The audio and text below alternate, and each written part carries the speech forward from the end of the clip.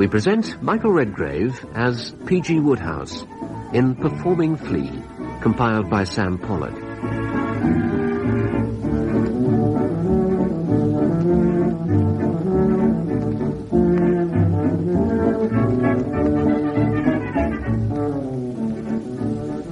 During his long literary career, Wodehouse provided the plots, usually with Guy Bolton, and occasionally the lyrics for many of the most successful musicals of their day.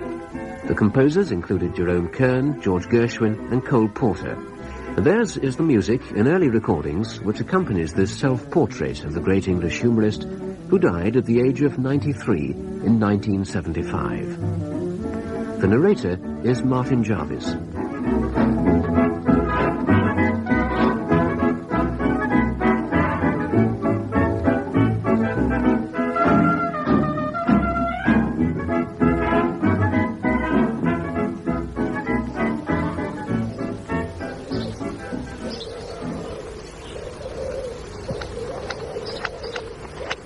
It is, of course, summer. In the world of P.G. Wodehouse, it could scarcely be any other season. We find him hard at work, tapping away at his favourite old 1927 Royal typewriter.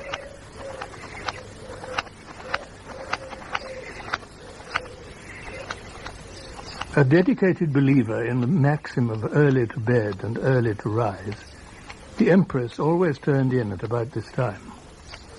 Only by getting its regular 8 hours can a pig keep up to the mark and preserve that schoolgirl complexion. Deprived of her society, which he had been enjoying since shortly after lunch, Clarence, 9th Earl of Emsworth, the seigneur of this favoured realm, pottered dreamily back to the house, pottered dreamily to the great library which was one of its features, and had just pottered dreamily to his favourite chair when Beach, his butler, entered bearing a laden tray. He gave it the vague stare which had so often incurred the censure, "Oh, for goodness sake, Clarence, don't stand there looking like a goldfish," of his sisters, Constance, Dora, Charlotte, Julia, and Hermione. "Eh?" he said. "What?" he added. "Your dinner, my lord." Lord Emsworth's face cleared. He was telling himself that he might have known that there would be some simple explanation for that tray.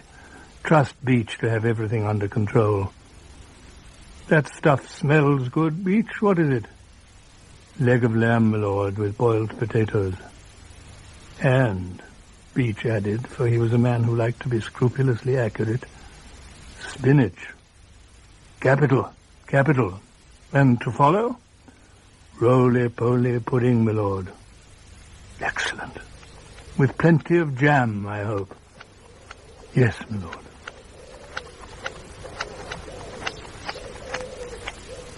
He has on his glasses. His pipe is firmly clenched between his teeth. Behind him, in front of the window, is a small table with a vase of flowers. Beyond the open window is the garden. A dog lies asleep on the lawn. The year? Well, it could be any one of the 23 Wodehouse lived here at Remsenburg, Long Island, an hour's drive from the skyscrapers of Manhattan. But there's something else on his mind, besides Blandings. This chap Winkler, J.P. Winkler to be exact, has sent me a long and detailed questionnaire about my way of life, past and present, and my opinions and reflections on practically everything under the sun. I am relieved, J.P., that you do not insist on my contributions being exclusively autobiographical, for as an autobiographer I am rather badly handicapped. On several occasions it has been suggested to me that I might take a pop at writing my reminiscences. Yours has been a long life, people say. You look about 104. You should make a book of it and cash in. It's a thought, of course, but I don't see how I could do it. The 3 essentials for an autobiography are that its compiler should have had an eccentric father, a miserable, misunderstood childhood, and a hell of a time at his public school, and I enjoyed none of these advantages. My father was as normal as rice pudding. My childhood went like a breeze from start to finish, with everybody I met understanding me perfectly, While as for my school days at Dulwich, they were just 6 years of unbroken bliss. It would be laughable for me to attempt a formal autobiography. I have not got the material. Another thing about an autobiography is that to attract the cash customers, it must be full of good stories about the famous. And I can never think of any. If it were just a matter of dropping names, I could do that with the best of them. But can you really make a book with stuff like, I had long wished to make the acquaintance of Mr. later Lord Attlee, but it was not for some years that I was enabled to gratify this ambition. A friend took me to the House of Commons, and we were enjoying tea on the terrace when Mr. Attlee came by. "Oh, Clem," said my friend, "I want you to meet Mr. Wodehouse." "How do you do?" said Mr. Attlee. "How do you do?" I replied. You can't charge people 50 bob or whatever it is for that sort of thing. But, J.P., if you insist, it would be better, I think, if I skipped childhood and adolescence and went straight to the autumn of 1900, when, a comely youth of some 18 summers, I accepted employment in the Lombard Street office of the Hong Kong and Shanghai Bank. If there was a moment in the course of my banking career when I had the foggiest notion of what it was all about, I am unable to recall it. From the postal department, where I had nothing to do but stamp and post letters, a task for which my abilities well fitted me, I drifted to fixed deposits, and from fixed deposits to inward bills. No use asking me what inward bills are, I never found out. And then to outward bills and cash, always with a weak, apologetic smile on my face, and hoping that suavity of manner would see me through when, as I knew must happen ere long, I fell short in the performance of my mystic duties. My total inability to grasp what was going on made me something of a legend in the place. Years afterwards, when the ineptness of a new clerk was under discussion in the manager's inner sanctum, and the disposition of those present at the conference was to condemn him as the worst bungler who had ever entered the Hong Kong and Shanghai Bank's portals, some white-haired veteran in charge of one of the departments would shake his head and murmur, "No, no, you're wrong. Young Robinson is, I agree, an almost total loss, and ought to have been chloroformed at birth. But you should have seen P.G. Wodehouse. Ah, they don't make them like that nowadays. They've lost the pattern."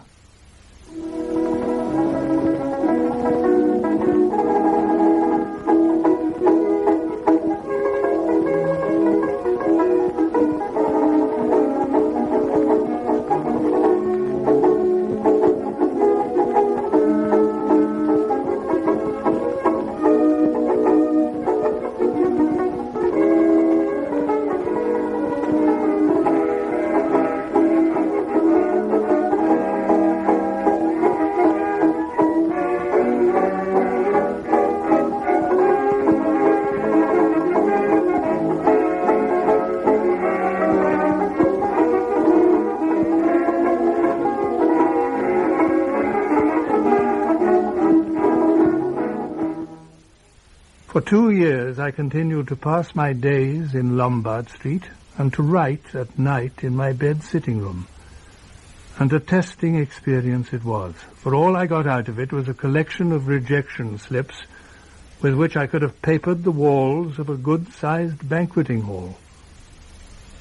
Then someone started a magazine for boys called the Public School Magazine. And on top of that came another called The Captain. And I had a market for the only sort of work I could do reasonably well, articles and short stories about school life. With these and an occasional guinea from Titbits and Answers, I was becoming something of a capitalist. So much so that I had thoughts of resigning from the bank. And then one day the thing was taken out of my hands and the decision made for me. Let me tell you the story of the new ledger. One of the things that sour authors, as every author knows, is being asked by people to write something clever in the front pages of their books. When I write a book, the golden words come pouring out like syrup. But let a smiling woman steal up to me with my latest and ask me to dash off something clever on the front page, and it is as though some hidden hand had removed my brain and substituted for it an order of cauliflower. The only time I ever wrote anything really clever on the front page of a book was when I was in the cash department at the bank, and a new ledger came in and was placed in my charge.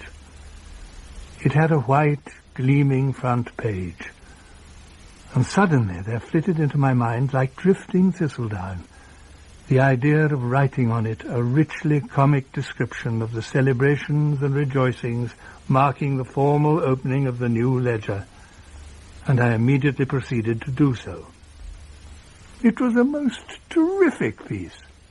It had everything, including a bit about me being presented to His Gracious Majesty the King, which would have had you gasping with mirth. The whole thing was a knockout.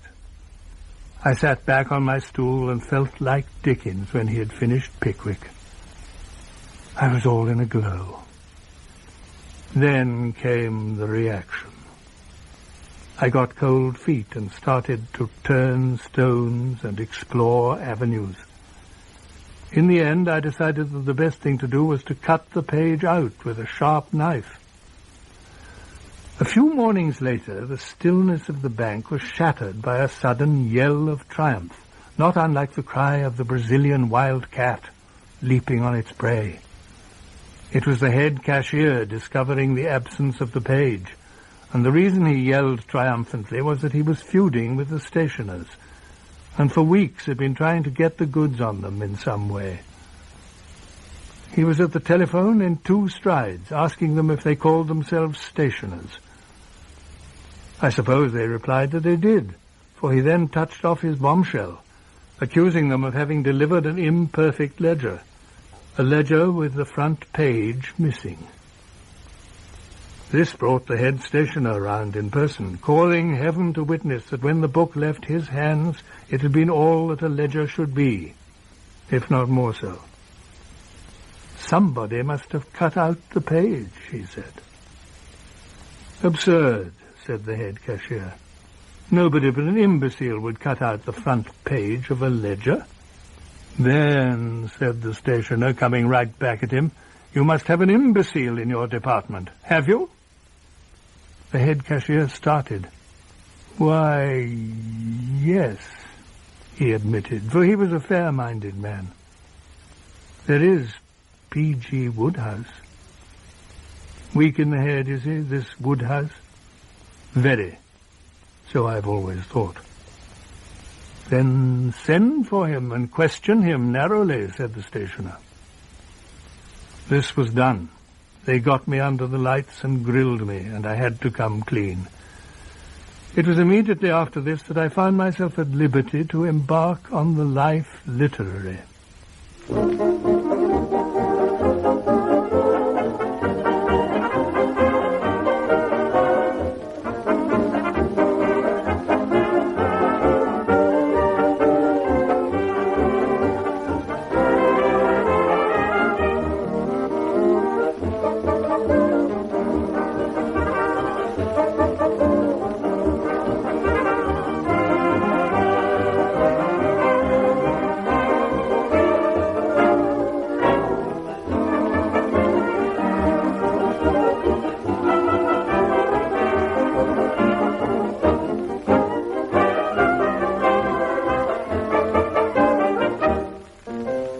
A lot of water has flowed under London Bridge, not all that far from the Hong Kong and Shanghai Bank, in the 70 and more years that have passed since the bank dispensed with my services.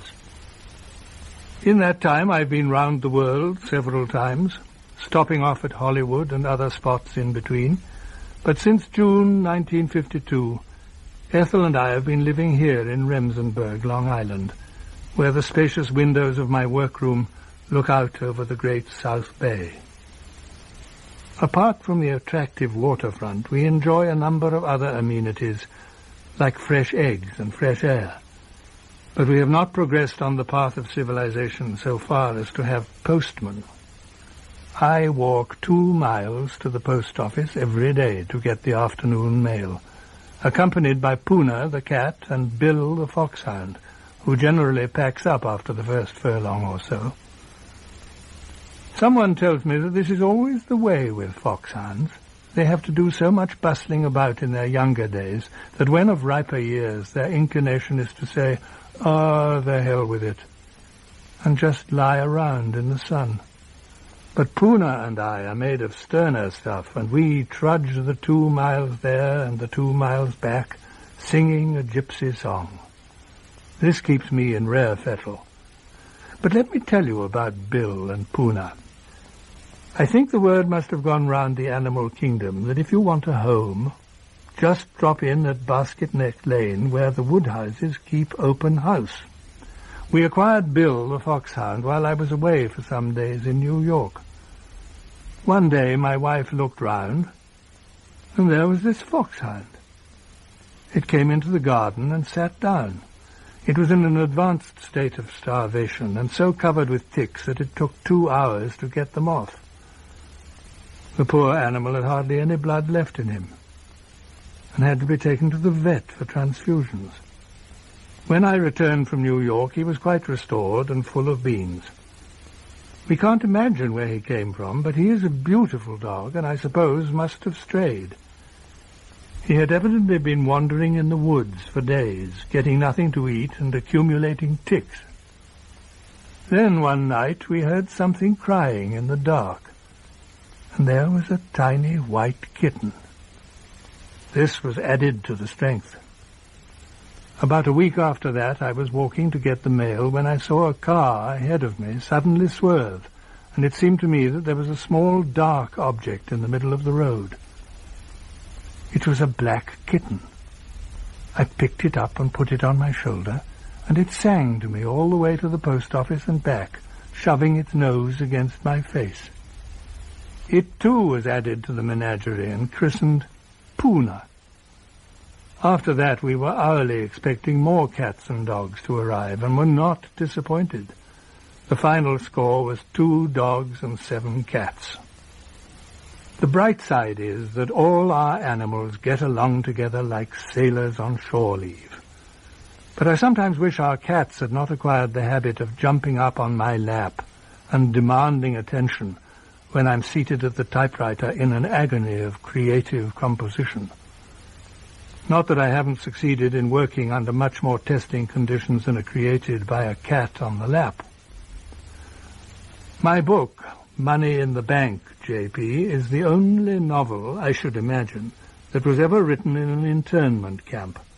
I did it at the rate of about a page a day, in a room with over 50 men playing cards and ping-pong and talking and singing.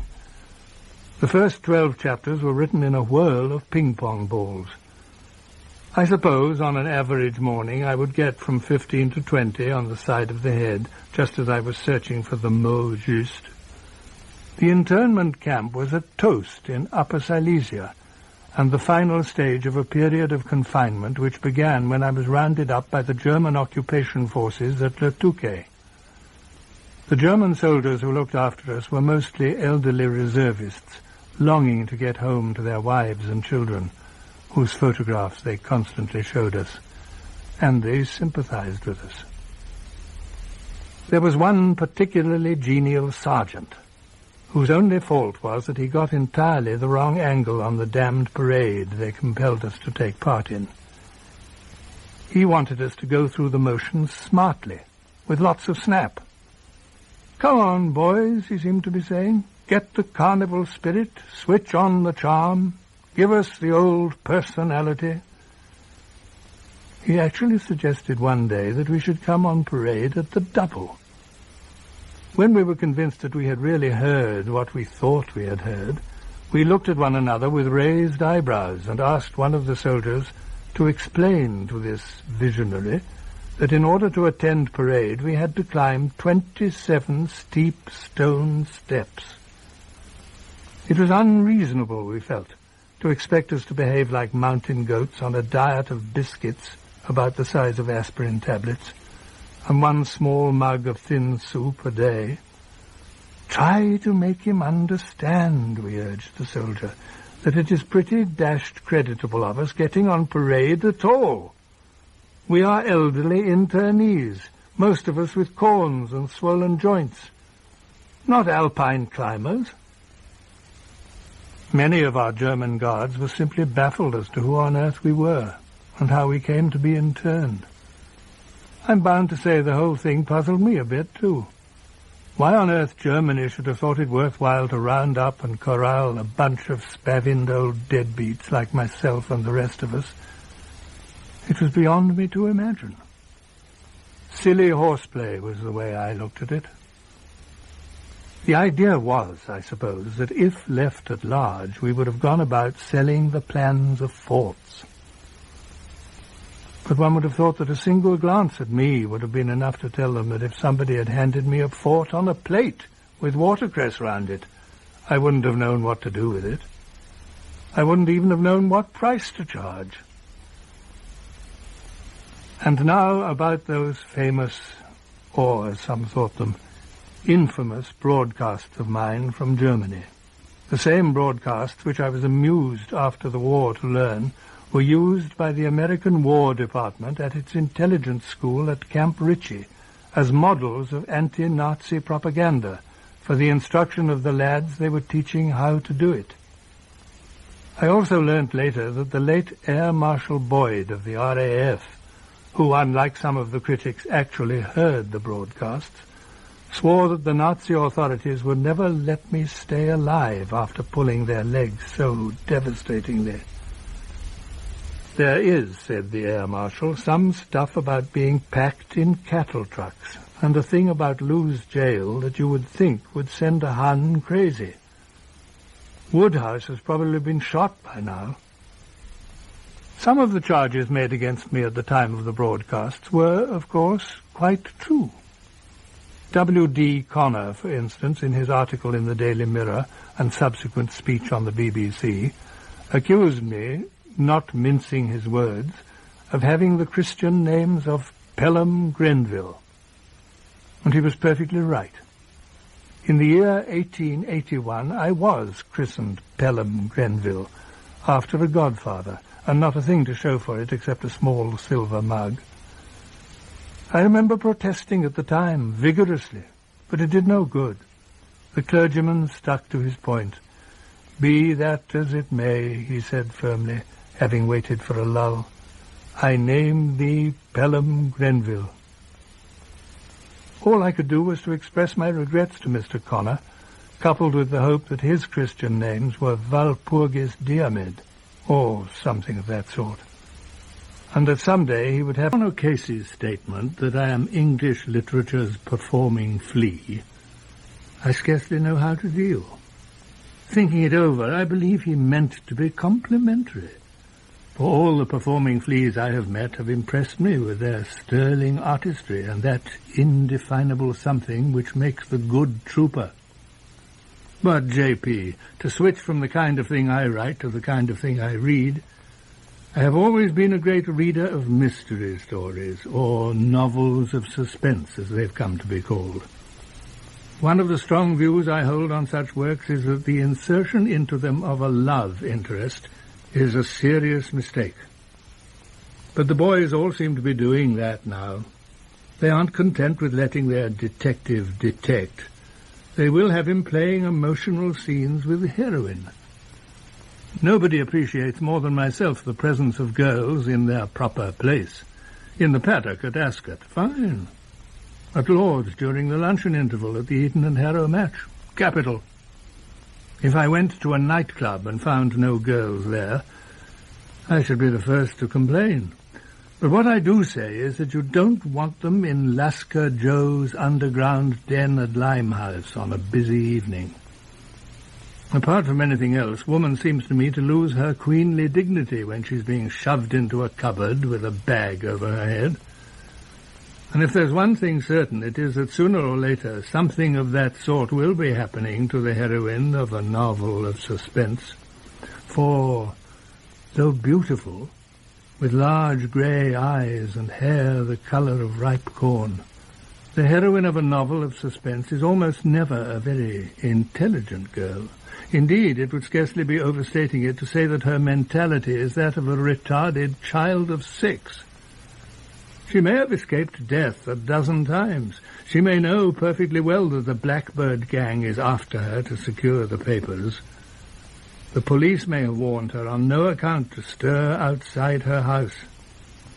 But when a messenger calls at 2:30 in the morning with an unsigned note that says, "Come at once," she just reaches for her hat and goes. The messenger is a one-eyed Chinaman with a pock-marked face and an evil grin, so she trusts him immediately. And having accompanied him to the closed car with steel shutters over the windows, bowls off in it to the ruined cottage in the swamp. And when the detective, at great risk and inconvenience to himself, comes to rescue her, she will have nothing to do with him because she has been told by a mulatto with half a nose that it was him who murdered her brother Joe. What we all liked so much about Sherlock Holmes was his correct attitude in this matter of girls. True, he would sometimes permit them to call at Baker Street and tell him about the odd behaviour of their uncles or stepfathers. In a pinch, he might even allow them to marry Watson. But once the story was underway, they had to retire to the background and stay there. That was the spirit. The annoying thing is that the character whom we ought to be able to trust to rid us of these pests, the villain or the heavy, so often makes a mess of it. Experience has taught us that we cannot rely on this man. He had let us down too often and forfeited our confidence. The trouble with the heavy in a novel of suspense is that he suffers from a fatal excess of ingenuity. When he was a boy, his parents must thoughtlessly have told him he was clever, and it has absolutely spoiled him for effective work. The ordinary man, when circumstances compel him to murder a female acquaintance, borrows a revolver and a few cartridges and does the job in some odd 5 minutes of the day when he's not at the office. He does not bother about art or technique or scientific methods. He just goes and does it. But the heavy cannot understand simplicity. It never occurs to him just to point a pistol at the heroine and fire it. If you told him that the thing could be done that way, he would suspect you of pulling his leg. His impulse, if called upon to kill a fly, would be to saw through the supports of the floor, tie a string across the doorway, and then send the fly an anonymous letter telling it to come at once in order to hear of something to its advantage. The idea being that it would hurry to the room, trip over the string, fall through the floor, and break its neck. This, to the heavy's mind, is not merely the simplest, it is the only way of killing flies. You could talk to him till you were hoarse, but you would never convince him that better results can be obtained through the medium of a rolled-up morning paper gripped by the football coupon. I have known a heavy to sit the heroine on a keg of gunpowder and expect it to be struck by lightning. You can't run a business that way. Of course, I'm not reading novels of suspense all the time, J.P. I like now and again to switch from gore to guffaw. I like a good laugh as well as the next man. But where do you get it in these days? Humorists are often rather gloomy men, and what makes them so is the sense they have of being apart from the herd, of being, as one might say, the eczema on the body politic. They are looked down upon by the intelligentsia, patronized by the critics, and generally regarded as outside the pale of literature. People are very serious today, and the writer who does not take them seriously is viewed with concern and suspicion. "Fiddle while Rome burns, would you?" they say to him, and treat him as an outcast. I think we should all be sorry for humorists and try to be very kind to them, for they are so vulnerable. You can blot the sunshine from their lives in an instant by telling them you don't see what's so funny in that. And if there is something funny in it, you can take all the heart out of them by calling them facetious or describing them as mere humorists. A humorist who has been called mere not only winces, he frets. He refuses to eat his cereal. He goes about with his hands in his pockets and his lower lip jutting out, kicking stones and telling himself that the lot of a humorist is something that ought not to happen to a dog.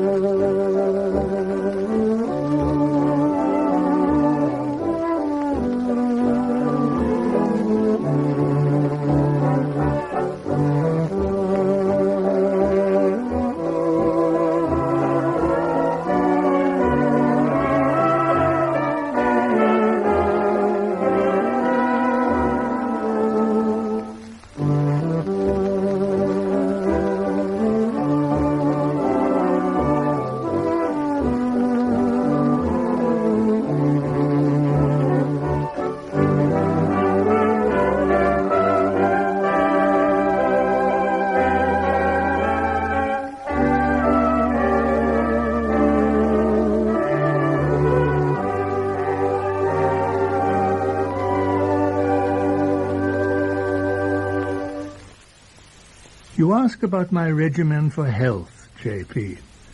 Well, I make a practice of smoking all day and far into the night. Smoking, as everybody knows, toughens and fortifies the system. Tolstoy said it didn't, but I shall be dealing with Tolstoy in a moment and putting him in his place. It can scarcely have escaped the notice of thinking men, I imagine, that the forces of darkness opposed to those of us who like a quiet smoke are gathering momentum daily and starting to throw their weight about more than somewhat. Each morning I read in the papers a long article by another of those doctors who are the spearhead of the movement. Tobacco, they say, hardens the arteries and lowers the temperature of the body extremities. And if you reply that you like your arteries hard and are all for having the temperature of your body extremities lowered, especially in the summer months, they bring up that cat again, the one that has 2 drops of nicotine placed on its tongue and instantly passes beyond the veil. Look, they say, I placed 2 drops of nicotine on the tongue of this cat. Now watch it wilt. I can't see the argument. Must we deprive ourselves of all our modest pleasures just because indulgence in them would be harmful to some cat, which is probably a perfect stranger, to me and to you too, probably, J.P.? It is pitiful to think that that is how these doctors spend their lives, placing drops of nicotine on the tongues of cats day in, day out, all the year round, except possibly on bank holidays. But if you tell them that they have become slaves to a habit and urge them to summon up their manhood and throw off the shackles, they just stare at you with fishy eyes and mumble that it can't be done. Of course it can be done. If they were to say to themselves, I will not start placing nicotine on cats' tongues till after lunch, they would have made a beginning. After that, it would be simple to knock off during the afternoon, and by degrees they would find that they could abstain altogether. The first cat of the day is the hard one to give up. Conquer the impulse for the after-breakfast cat, and the battle is half won. But now, the bird I am resolved to expose before the bar of world opinion is the late Count Leo N. Tolstoy. For one reason or another, I have not read Tolstoy in the original Russian. It is possible that a faulty translation may have misled me. But what he is recorded as saying in his essays, letters, and miscellanies is that an excellent substitute for smoking may be found in twirling the fingers. And there rises before one's mental eye the picture of some big public dinner. Decorations will be worn. At the moment when the toast of the Queen is being drunk. The Queen, God bless her. And then Gentlemen, you may twirl your fingers. It wouldn't work. There would be a sense of something missing. You ask me, J.P., for my views on television. Well, I have a set, but I very seldom switch it on.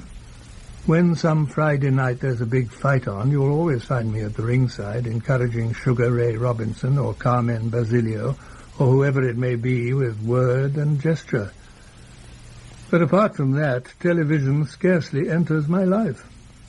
I sometimes think, looking back to the time when I was a viewer, that I could have endured television with more fortitude if they had not laughed so much all the time.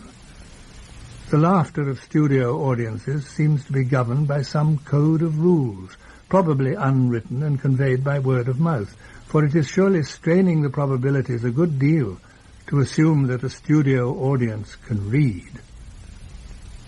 But there is a fine spirit stirring in America these days, I'm glad to say. The people are on the march. The other day, someone whipped out a revolver and shot his television set. And a week or so ago, there was a still more impressive demonstration. Folks, let me lead by the hand into the Hall of Fame Richard Wilton. At 1:30 in the afternoon of what will no doubt be known as Wilton's Day, and celebrated as a national festival, Richard Wilton, 29, of 103 Baker Avenue, Brooklyn, entered the studio of the Columbia Broadcasting Company during the rehearsal of a television show, armed with an 8-inch carving knife. "I hate all television," he announced. "I hate commentators. I hate the whole lousy bunch. There ought to be a law against television. I want to kill a TV operator." Having spoken these words, which must have touched a responsive chord in many a bosom, this splendid fellow proceeded to stab a cameraman and to hit the producer on the frontal bone with a carafe.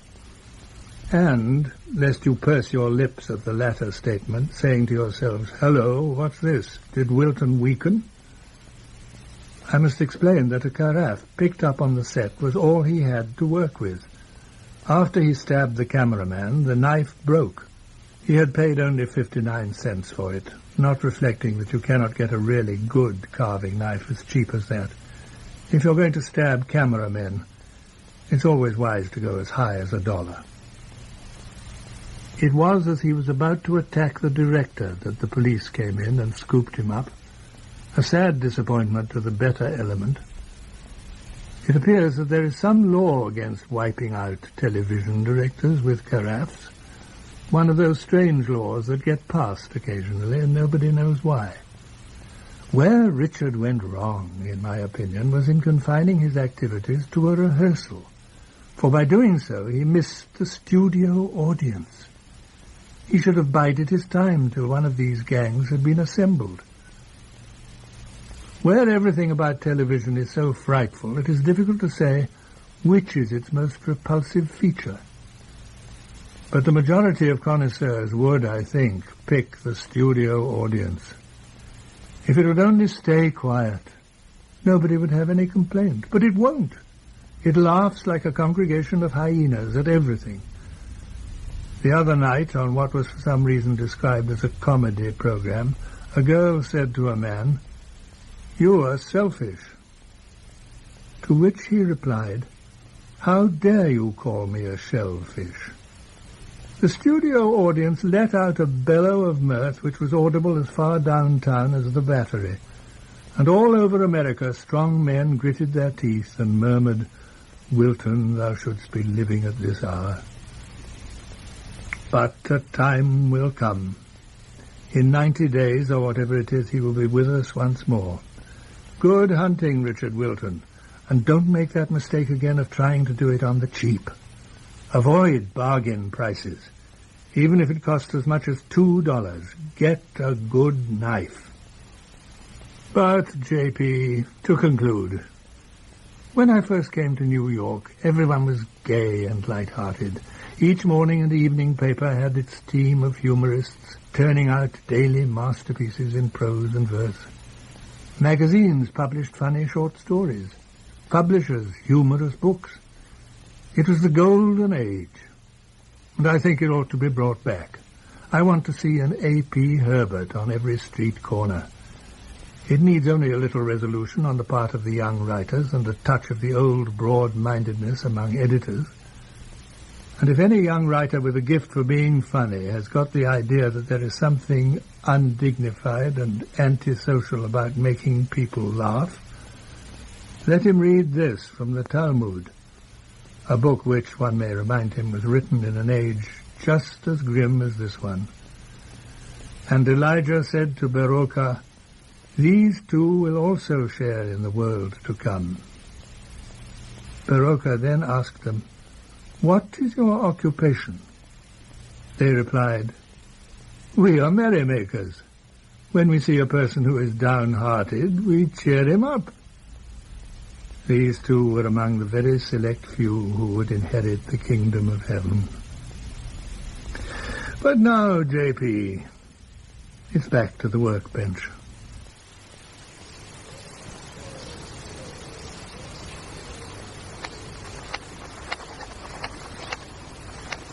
Dusk had fallen once more on Blanding's castle. Chauffeur Voules was playing his harmonica. The stable cat was having a quick wash and brush up before starting on its night out.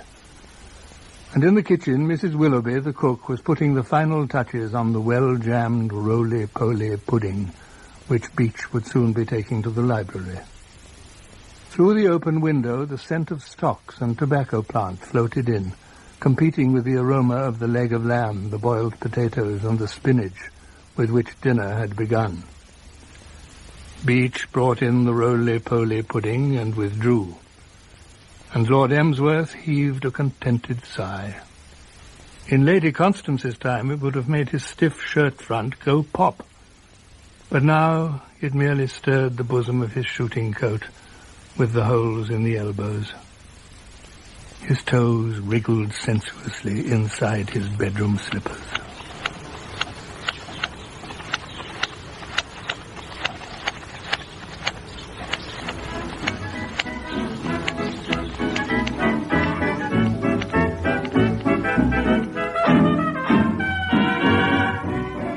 You've been listening to Michael Redgrave in Performing Flea, compiled by Sam Pollock from the autobiographical writings of P.G. Wodehouse. Martin Jarvis was the narrator, and the programme was produced by Alan Haydock.